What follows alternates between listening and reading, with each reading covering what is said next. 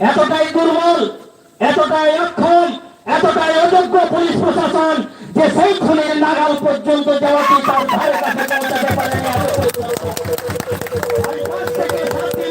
ঘটনা, সেই ঘটনার কিন্তু এখনো ছিটে ফোটা তার উদ্ধার করতে পারেনি এবং একটা পিঁপড়া পর্যন্ত গ্রেফতার করতে পারেনি সেই পূর্ব বর্ধমানের অযোগ্য পুলিশ প্রশাসন।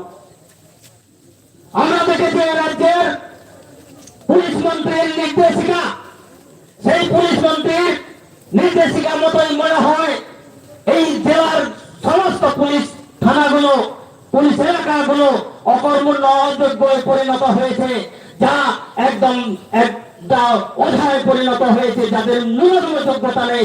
একটা জেলার ঘটনা, একটা গ্রামের ঘটনা, যা এখনো পর্যন্ত সেই খুনের নাগাল পর্যন্ত পৌঁছাতে পারেনি, তাকে কি বলে আমরা বলতে পারি? নিশ্চিতভাবে তারা যোগ্যতাহীন, নিশ্চিতভাবে তারা এই অন্যায়ের সুষ্ঠু সমাধানের রাস্তা, বিচারের রাস্তা খুঁজে পাওয়ার ক্ষেত্রে একেবারে অযোগ্য ব্যক্তি, একেবারে অযোগ্য প্রশাসন, একেবারে দুর্বল প্রশাসন, একেবারে মেরুদণ্ডহীন প্রশাসন।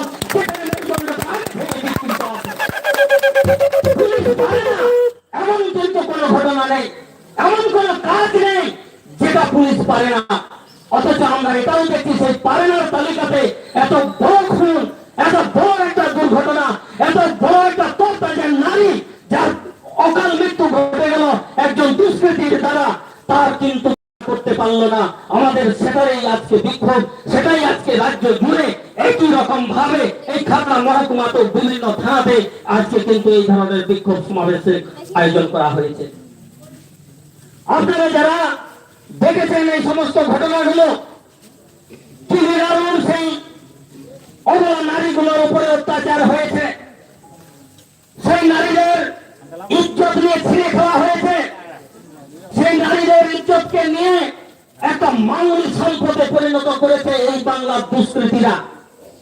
এই বাংলার দুষ্কৃতীরা যাদের কিছুটা রাজনৈতিক মদত আছে, সেই মদতে রাজনৈতিক দুষ্কৃতিটা অবলীলাক্রমে, যেখানে বিন্দু মাত্র সুরক্ষা নেই নারী জাতির, বিন্দু মাত্র নিরাপত্তা নেই এই বাংলার নারী সমাজের, বিন্দু মাত্র তাদের নিরাপদ আসা যাওয়ার ক্ষেত্রে কোন নিরাপত্তা নেই।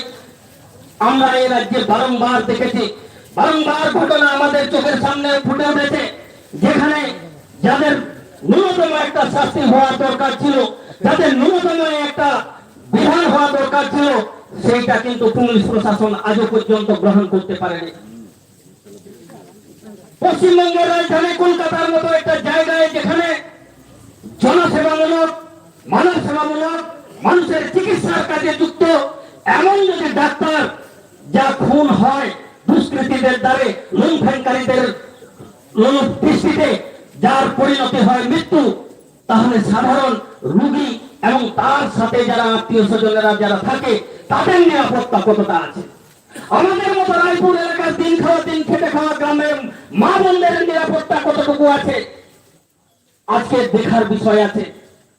আমরা আহ্বান করেছি নাগরিককে, সুরক্ষিত সম্পন্ন মানুষকে, যে এই যে অন্যায় ঘটছে, এই যে অত্যাচার ঘটছে, এই যে নিদারুণ খুন ধর্ষণের কাজ চলছে নিয়মিত, তার একটা সুষ্ঠু বিচার চাই, তার একটা সুষ্ঠু শাস্তি চাই এবং দৃষ্টান্তমূলক শাস্তি চাই, যেটা আগামী দিনে এই সমস্ত লুণ্ঠনকারী, ধর্ষণকারী, কোন নজর দৃষ্টিকারীদের আগামী দিনে যাতে এই ধরনের কাজ নেওয়ার ক্ষেত্রে দুয়ার কিন্তু ভাবতে বাধ্য হয়।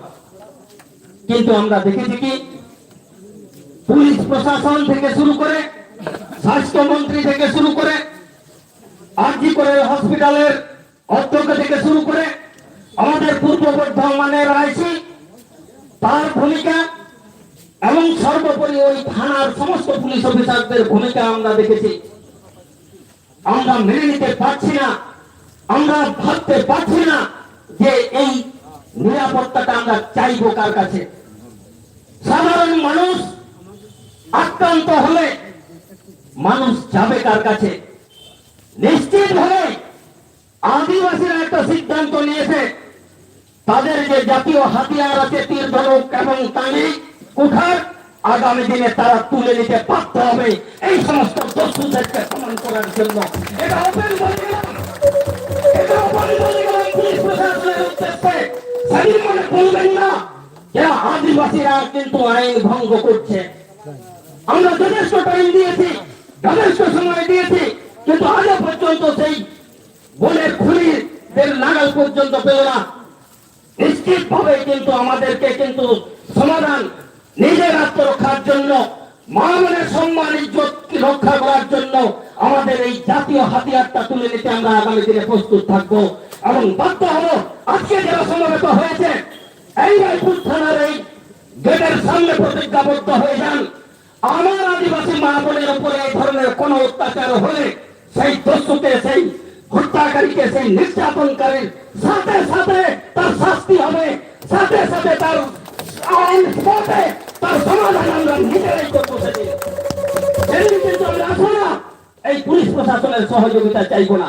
চাইতে গেলে কি হয় সেটা কিন্তু আমরা এই জাপান তোলার এই খুনের ঘটনার পরিপ্রেক্ষিতে দেখেছি, এই আর্যিকরের ঘটনার পরিপ্রেক্ষিতে দেখেছি যে আইনটাকে সুরক্ষিত রেখে দস্যুর শাস্তি কি করে হয়, তার যে একটা আইনগত শাস্তি তা পেতে গেলে যে নিদারুণ কষ্ট, যে নিদারুণ অত্যাচার সহ্য করতে হচ্ছে সেটা কিন্তু আগামী দিনে আমরা কিন্তু মেনে নেব না।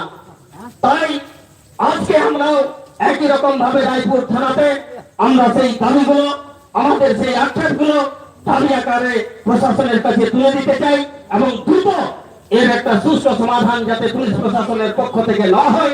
না হলে কিন্তু আদিবাসীরা নিজেরাই পারে, নিজেদের ক্ষমতা আছে, নিজেদের দক্ষতা আছে যে তারা সেই মা বোনের সম্মান, মা বোনের ইজ্জতকে নিতে আসা, অসম্মান করতে আসা ব্যক্তির কিন্তু কালো হাত, গুড়িয়ে হাত সেই দিনেই কিন্তু আমরা ছেদন করতে বাধ্য থাকবো।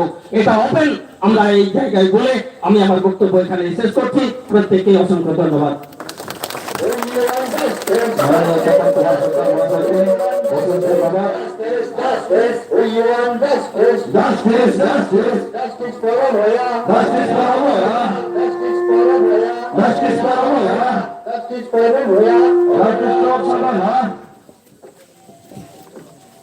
মাননীয় বাবুলাল বাসকে রায়পুর মুলুক পারগনা বাবা আপনাকে আমাদের এখানে আসার জন্য অনুরোধ